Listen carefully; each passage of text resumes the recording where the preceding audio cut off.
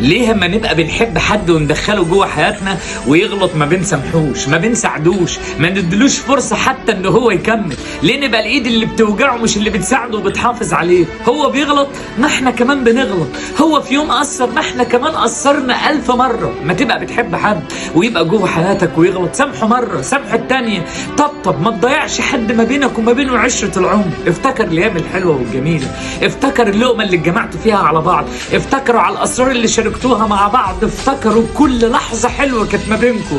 اوعى تقول له مع السلامه وتمشي طالما هو كان ما بينك وما بينه ايام كويسه. لو انت زعلان مع حد دلوقتي ما تجرحوش، ما تجيش عليه، ما تبقاش الايد اللي بتوجعه. غلط مش مشكله، ممكن تعاقبه عقاب بسيط وتسامحه وترجعه. صدقني مش كل يوم بنقابل حد نحبه، مش كل يوم هندي فرصه لبني ادم، بس في ناس احيانا بنبقى عايزين نخلق لهم من الفرصه 100 فرصه عشان نقول لهم جوه حياتنا اللي انت بتحبه ممكن تسامحه، ممكن تديله فرصه، ممكن تساعده، ممكن تكون الدعم والسند ليه. وصدقني والله العظيم زي ما بتعمل معاه هيعمل معاك. لو انت في حد جه عليك دلوقتي صدقني والله سامحه واديله فرصه تانيه لو كان يستاهل. الحياه هتبقى احلى وهو موجود معاك.